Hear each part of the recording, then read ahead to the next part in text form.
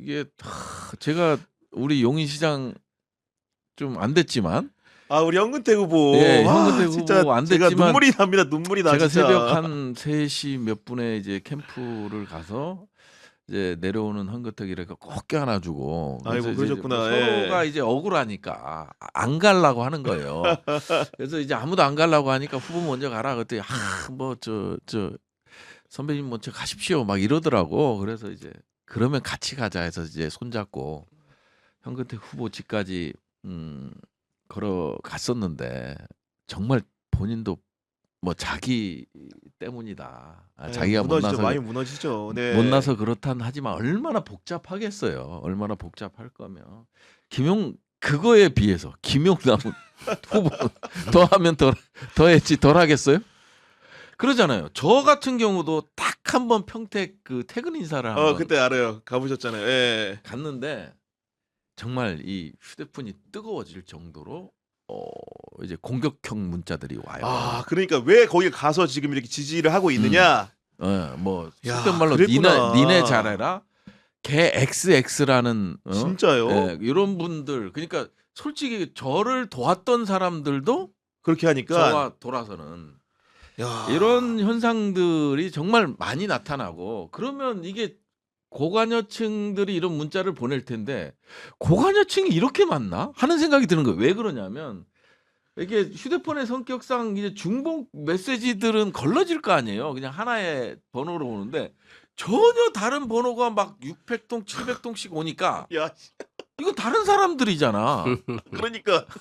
그래서 제일 가슴 아픈 건 그거예요.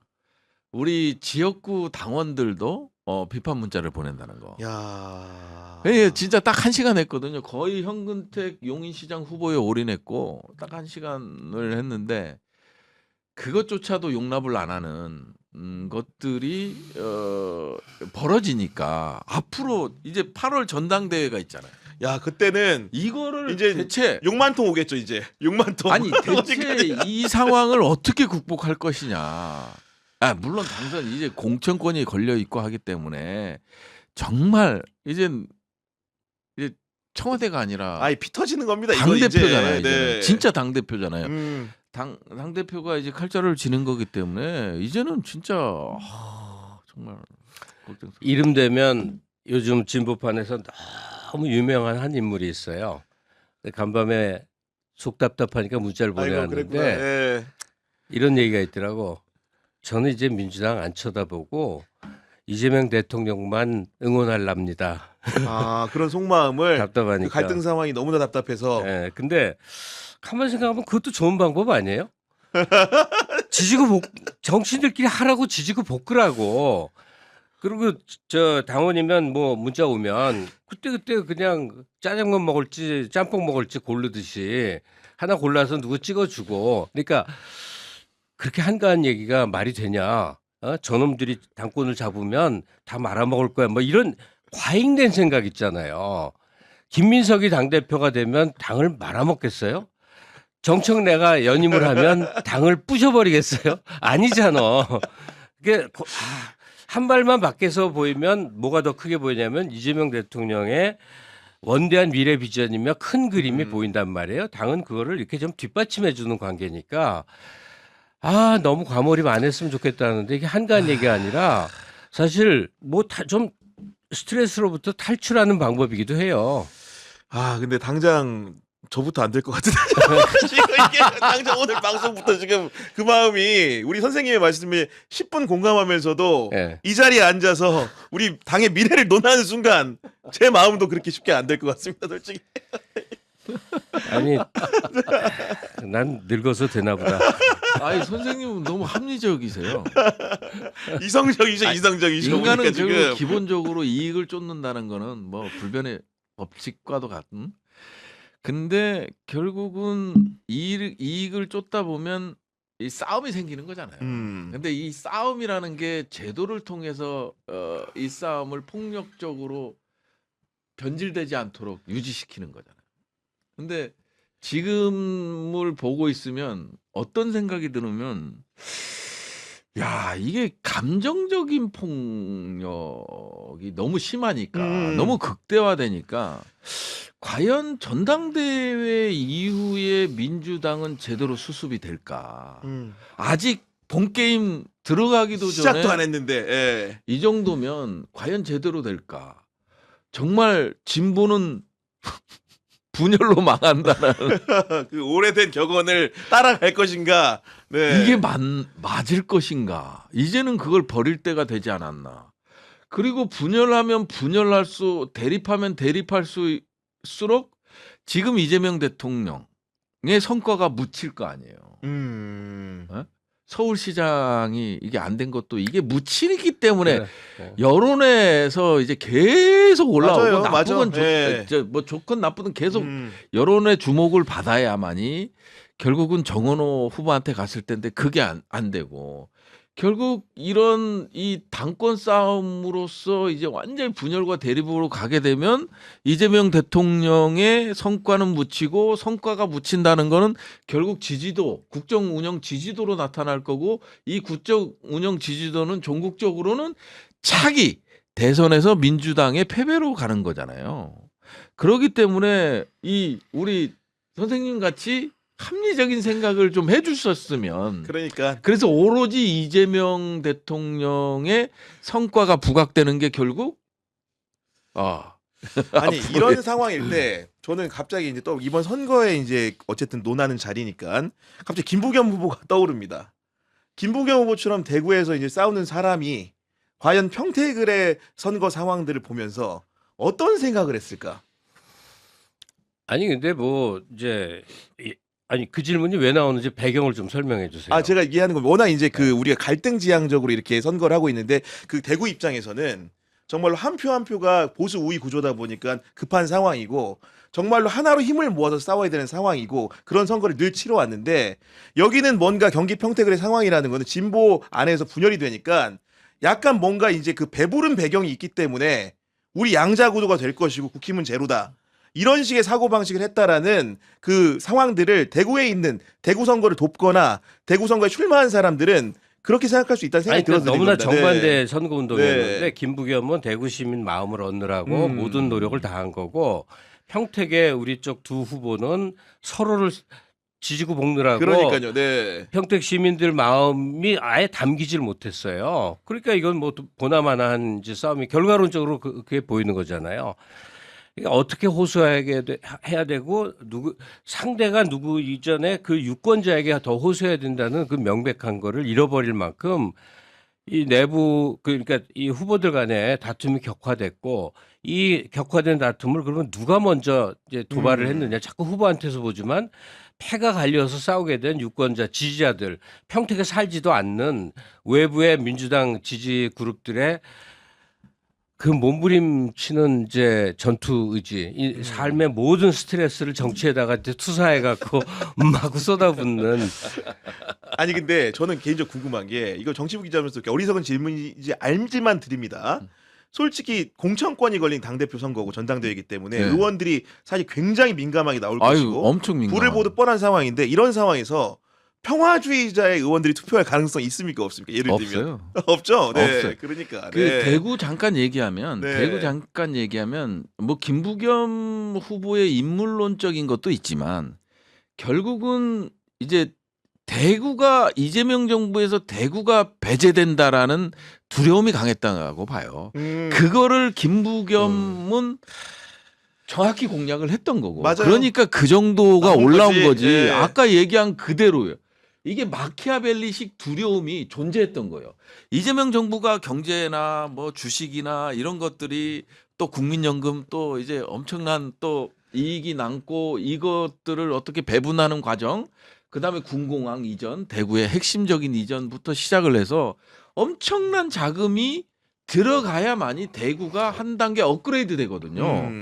근데 여기서 추경호를 보면 내란의 중요 임무 종사자인데 그러면 아무리 이 추경호가 대구시장 솔직히 얘기해서 시장이 공무원 과장도 만나기 어렵거든요.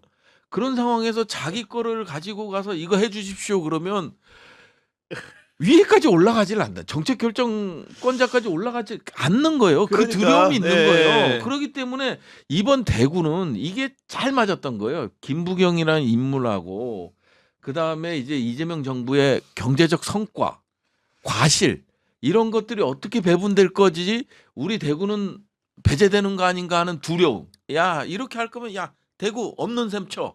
뭐 이렇게 갈 수도 있는 거잖아요, 사실은. 아예 대통령은 모를 수도 있는 거고 올리질 그렇죠, 않는데 그렇죠. 어떻게 예. 알겠어요. 그러면 대구가 이게 언제 10년 후입니다 하고 넘어갈 수도 있는 거잖아요. 그러니까 이런 것들이 있는데 평택은 좀 다른 거예요. 그러니까요. 네. 평택은 이기는 지역구. 이기는 지역구였고. 네. 명확히 이기는 지역구고 이런 소외된다는 두려움이 없는 거예요. 전혀 이게 구도 자체가 완전히 그러니까요. 다른 구도였다라는 거죠. 그리고 이제 그런 말씀 주신 거고 이거 하나는 선생님이 여쭤보면 선생님 사회문화적으로도 이해도가 높으시니까 전 지금도 이해가 좀 안 되는 거는 그 한동훈 후보에 대한 그 열렬한 지지를 보낸 사람들 처음에는 그냥 현상적으로 일본이 대선 후보니까 뭐 있나 보다 했는데 이번 북갑에 선거 치르는 거 보세요. 실제로 옷도 흰색으로 이렇게 입고 자원봉사 이렇게 하면서 정말 거리 곳곳에 일반 선거운동원을 압도하는 뭐 기계와 역량을 보여준 셈인 건데 최근에 솔직히 말해서 우리 정치에서 이재명 대통령 논외로하고 이런 사람들을 끌고 다니는 정치라는 사람이 안 보였거든요. 그 스타일리스트인데 그 좀 점점 잘하고 있는 것 같아요. 앞으로 그 사람 지금 제일 문제가 뭘 말해도 내용이 없이 호흡만 길게 끄는데 무슨 건지는 말이 없는데 그것도 이제 분명히 숙지를 할 거예요. 네. 그래서 자기 스타일로 일정하게 끄는데 그거에 끌리는 사람들은 주로 어떤 사람이냐면 국힘을 지지하는 게 아니야. 아 국힘 지지가 아니에요? 근데 네. 민주당은 너무나 싫어. 아 이런 사람들이 의외로 많이 있어요. 그러니까 정치라는 거에 관심이 없는데 민주당은 무조건 싫은 사람들이 있어요. 근데 그 층이 너무 많은 거에 깜짝깜짝 놀랄 때가 많아요. 근데 그런 사람들을 중심점으로 해갖고 어느 정도 이 사람에게 적극적 팬덤이 규모가 상당히 크다는 게 느껴지고 보여질 때마다 의원들이 달라붙으면서 하여튼 세력을 키워가긴 키워가겠죠. 그래서 이준석이 한동훈을 계속 이렇게 비판하는 거군요. 그런 성향의 사람들이 그렇죠. 한동훈을 따라다니기 때문에 예, 그러니까 지금 근데 서로 비슷할 줄 알았다가 이게 좀 세대가 확 나뉘어갖고 세대가 그렇죠. 예, 아니 이게 기득권 세력을 진짜 아까 말씀하신 대로 그냥 싫어하는 분들이 계시잖아요. 지금 이대남들이잖아요. 맞습니다. 네. 그렇다고 국힘을 좋아하는 거 아니에요. 맞아요. 그러다 보니까 개혁신당이 여기를 파고들었잖아요. 개혁신당이 파고들으면서 대선 때 상당히 많은 표를 얻었잖아요. 결국 서울에서도 이재명 대통령께서 47% 정도 얻었는데 김문수 41%. 그렇습니다. 그러니까 이제 그 나머지 거를 전부 개혁신당이야. 그래서 이 기득권 세력 완전 기득권화 됐다고 생각하는 층, 뭐 이대남을 비롯한 이 층들에 대해서 우리 민주당은 어떻게 돌아오게끔 할 것이냐, 지지하게끔 할 네. 것이냐. 안 그러는 순간 이 도미노 현상이 이 전염병 같이 이제 파급이 된단 말이에요. 네. 그러니까 내가 한동훈이 좋은 것도 아니야. 한동훈 좋은 사람도 몇 명 안 돼요. 국민의 양당 체제에서 얘네들 하는 거 보면 그래도 한동훈은 좀 낫지 않냐 하는 생각에 몰리는 것들이 결국 팬덤이라는 이 세력화가 된 거거든요. 그렇기 때문에 이런 부분들을 사전에 차단하는 거. 물론 오세훈이라는 또 리더가 있기 때문에 한동훈이 그냥 급작스럽게 뭐 대선급으로 올라오긴 어렵다. 그리고 전 정권에서 검사 출신들은 이게 어떤 국가의 리더가 돼서는 안 된다. 그런 공감대가 예. 국민들한테 일부 형성이 돼 있죠. 예, 형성이 네. 됐어요. 그럼 그러기 때문에 이제 오세훈 시장이 이제 어떤 자리를 포지셔닝을 어떻게 가져갈 것이냐에 따라서 저는 이제 뭐 먼 미래 일이지만 오세훈 시장이 상당히 영향력이 커질 수밖에 네. 없다. 이런 민주당을 일종의 그냥 싫어 하는 세력들이 40%뭐 그중에 국힘도 싫어한 게 뭐 한 20, 30% 그러니까. 20% 정도 네. 되는 거 아니에요. 이 세력들을 어떻게 우리가 다시 이 층들을 다시 가져오느냐. 그래서 저는 그 생각을 해봐요. 이대남들이 싫어하는 이유가요. 뭐냐면 가장 큰 이유는 피해 의식이잖아요. 아 그렇죠. 그 피해 예. 의식은 징병제에서부터 나오는 거거든요. 그 다음에 과거에는 징병제 권위주의 국가나 뭐 이런 국가에서는 징병제 논의가 나오면 이거를 어떻게든 보상을 해줬잖아요. 근데 지금은 다 위헌이다 뭐다 하면서 이 18개월 혹은 뭐 21개월 동안의 군 생활을 전혀 보상하는 게 없고 왜 우리만 내야 돼? 여기서가 가장 출발점이요. 그러니까 2대 남들은 30대 남들은 공정이라는 키워드가 정말 중요하게 먹히는 거예요. 근데 민주당은 공정스럽지 못하다. 뭐 정책들만 보더라도 30대, 20대, 30대 여성에게 힘을 실어주는 아하. 뭐 이런 것들이 강한 거죠. 네. 그래서 20대 2대 남들이 선택할 수 있는 영역을 넓혀줘야 된다고 생각을 하거든요. 제가 거기에 중심에 있다라는 게 징병제고 징병제를 어떻게 바꿀 것이냐. 모병제로는 갈 수가 없잖아요. 그렇죠. 결국은 예. 모병제를 갈 수가 없다면 징병제를 먼저 바꿔주자. 어떤 방식으로? 선택형으로. 아. 그러니까 내가 18개월 하더라도 나는 이쪽 징병제를 갈 거야, 이쪽 징병제를 갈 거야 선택권을 주자는 거예요. 그러면 이쪽 징병제는 지금 기존의 병역의 의무에 따르는 징병제 18개월 영내대기. 이쪽 선택할 수 있는 징병제는 24개월. 예를 드는 거예요. 제가 대선 때 대통령 공약으로 내밀었다가 잘린 건데. 잘린 건데 이쪽은 선택형 내가 선택할 수 있는 징병제 영해 거주 약간 미국식이에요. 영해 거주 월급은 하사해서 병장 사이에 월급을 주고 24개월 복무 기간을 늘린다. 그래서 여기는 여성도 받는다. 다만 이쪽으로 몰릴 가능성이 있잖아요. 내가 영해 거주하고 저녁에 학원 다니고 병원도 뭐 하고 그다음에 이제 후방 지역에 근무하게끔 되고 그러면 자연스럽게 이쪽에 쏠릴 현상도 있고 그다음에 애인이랑 동거도 할 수 있고 어머니 집에서 출퇴근할 수도 있고. 근데 24개월을 두는 거죠. 다만 이쪽으로 몰릴 가능성이 있기 때문에 실링을 5% 정도 두는 거예요. 그래서 일부라도 그래 국가에서 이런 제도도 만들어주네. 난 여기 가서 할 거야. 여성? 나도 2년 동안 군복무를 할 수 있어. 병으로? 나 휴학해서 군대 가야겠다. 그러면 자연스럽게 여성과 남성이 징병제에 있어서는 조금이라도 공정십이라든지 차별십이라든지 이런 게 이게 나중에는 맞아요. 모병제의 모델이 될 수도 있는 거거든요. 아니 뭐 중요한 지적이시긴 한데 하여튼 그런 근데 저는 20대를 모르겠어요. 외계인이야. 근데 다만 그들이 뭘 원하는데 그 원하는 걸 들어주면 네. 이 문제가 해소될 수 있을 것이다. 그렇게 보이지가 않아요. 그냥 저도 젊었을 때가 있잖아요. 그러면 상징적 거대한 괴물이 있고 그 괴물을 혐오하고 네. 비판하고 싸우는 것이 나를 정의로운 사람으로 만들어줘요. 그때는 전두환이었어. 근데 지금 그 위치를 이재명 대통령과 민주당이 차지하고 있는 거야. 거대 기득권 세력이고 모든 힘과 권력을 가진 세력. 그런데 입으로는 굉장히 정의로운 척을 거짓말로 해. 부동산을 소유하지 말라 그러면서 자기네 집은 엄청난 걸 갖고 있어. 뭐 이제 이렇게 돼 있단 말이에요. 그러니까 이 10대, 20대, 심지어 30대까지 걸쳐져 있는 거대한 거는 한국의 젊은 층만 그런 게 아니라 보니까 세계적인 현상이야. 유튜브 들어가면 미국의 우익 맞아요. 스피커들이 떠들면 열광하고 네. 한 조류가 돼버렸더란 말이에요. 그 조류를 어떻게 해서 이렇게 다듬어서는 안 될 것 같고 그하고 이제 일정 정도의 싸움도 필요한데 그 지금 뭐 시간이 다 돼가는 것 같아서 부위원을 뵈면 제가 꼭 하고 싶은 얘기가 있었는데 어떤 뭐와 뭐가 부딪혀서 딱 마주서서 힘들 때는 사실은 노선을 바꾸는 게 굉장히 중요해요. 이슈를 전환하는 거. 그러니까 저는 대통령하고도 이제 교류하실 수 있는 위치니까 얘기를 드리는데 이재명 대통령이 앞으로 지금처럼 내치를 잘하실 것 같아.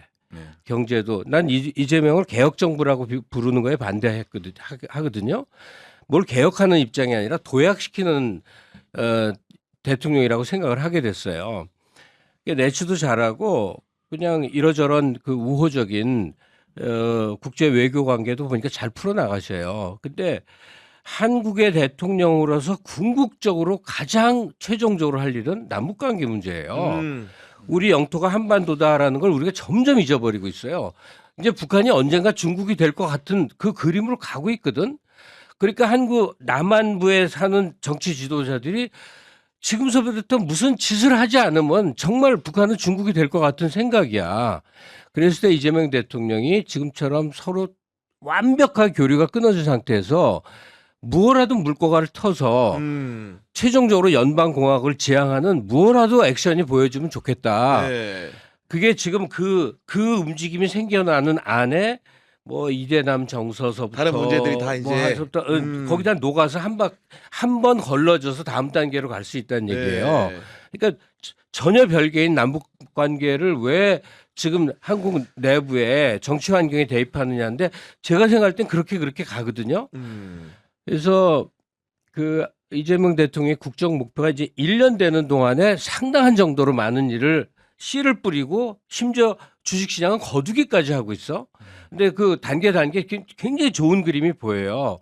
근데 종국적 단계인 남북 관계에 대한 어떤 액션이 이제 시작돼야 된다. 그러려면 현직에 계시는 분들이 네. 프로그램을 자꾸 만들어서 자꾸 대통령과 교류를 해야 되지 않느냐 그 얘기를 드리고 아니 싶어요. 군사 분야 전문가신데 실제로 그런 물꼬가 있는 희망적인 부분들이 조금 있어요. 어떻습니까? 사실은 지금 꽉 막혀 있는 거죠. 아예 대답을 안 하니까 응답을 자체를 안 하고 그 다음에 남북 관계 뭐 정동영 뭐 통일부 장관께서 얘기한 걸 가지고 막 문제가 되긴 했지만 그것도 남북 관계와 관련된 건 아니잖아요. 뭐 핵 시설과 관련된 거기 때문에 역대 정부 중에 남북 관계가 변수가 되지 않는 정부가 이재명 정부인 것 같아요. 그래서 그러다 보니까 지금은 남북 간에 뭐 어떤 돌파구를 마련한다는 거는 상당히 어려운. 왜 변수가 안 되냐면 예. 무관해져 버린 예, 예. 거예요. 아 무관해졌다. 제일 서로, 제일 끔찍한 거예요. 서로 이제 예. 두 국가라고 예. 해버리니까요. 지금. 예. 예. 아니 그래서 진짜 역대 정부에서는 아마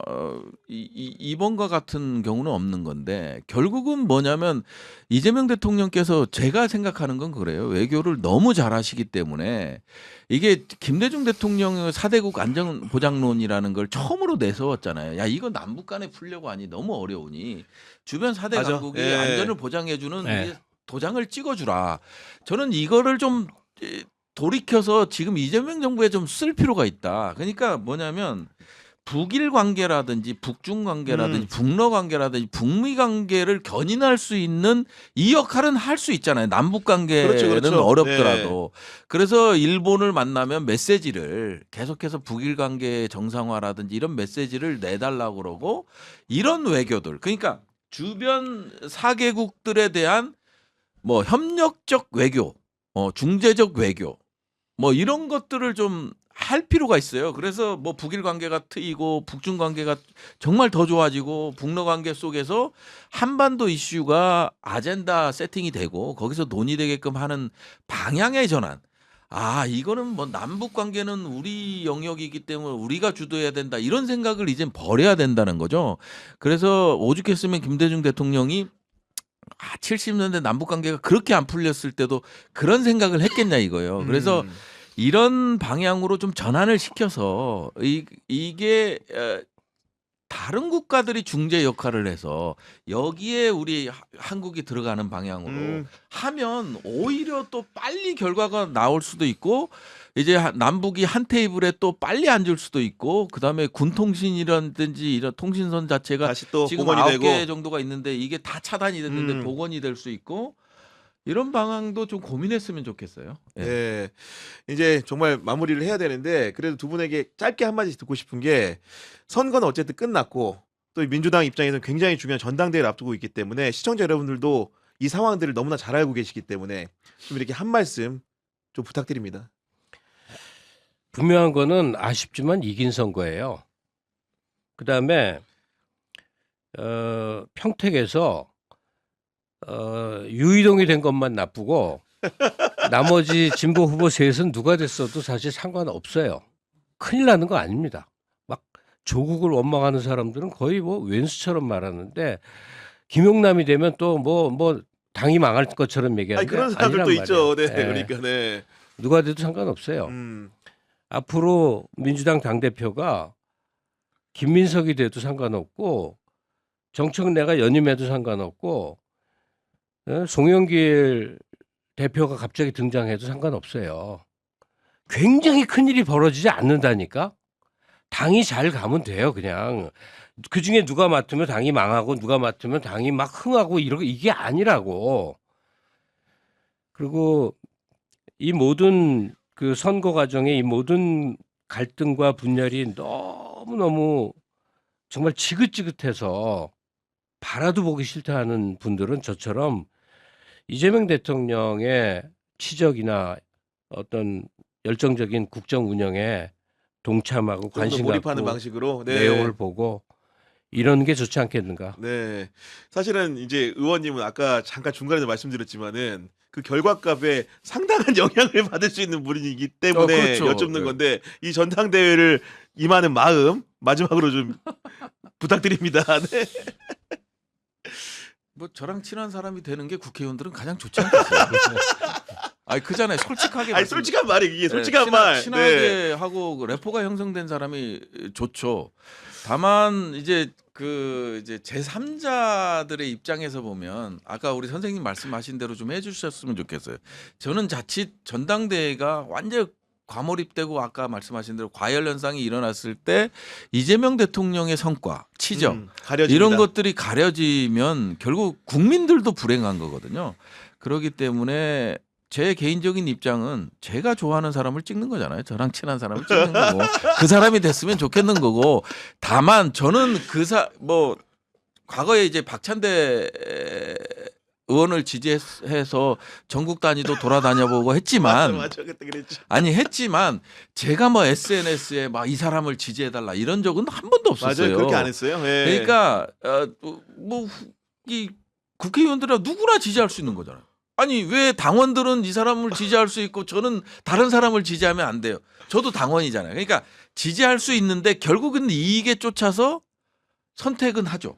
다만 이걸 가지고 새몰이를 한다든지 이런 것들은 국회의원들도 자제를 해야 된다. 자기가 지지하는 걸 표명하는 네. 거고 그다음에 여기 이 관중들이 그거를 보고 판단을 하는 거지. 야, 우리는 전부 누구로 밀어야 돼. 이런 것 좀 안 해줬어요. 저 박찬대 의원 따라다니고 까먹고 있었는데 갑자기 좀 많은 분들이 좀 상기를 했을 것 같다는 생각이 좀 들고. 아니, 네. 박찬대 지지한 거는 원내 대표, 아니, 부대표. 맞아요. 예, 저 압니다. 그리고 예. 1년간 사선을 같이 넘었어요. 그러니까 아니 그리고 실제로 정청래 대표 많은 분들이 모르시는데 대변인 직함 받으셨잖아요. 아, 그렇죠. 네, 당대변. 많은 분이 모르셔서 문제긴 네, 한데 네, 지금 보니까 당대변. 네. 아니 그러니까 이제 결정 났기 때문에 그러니까, 일단은 네. 당 지도부에 또 힘을 실어주는 것도 필요한 거죠. 네, 네. 어쨌든 두 분 말씀처럼 그 전당대회 경쟁을 하더라도 좀 이렇게 흥미로운 경쟁 그리고 공정한 경쟁 네거티브를 좀 줄이고 서로가 서로를 뭔가 검증하는 방식이라는 것도 나쁜 점을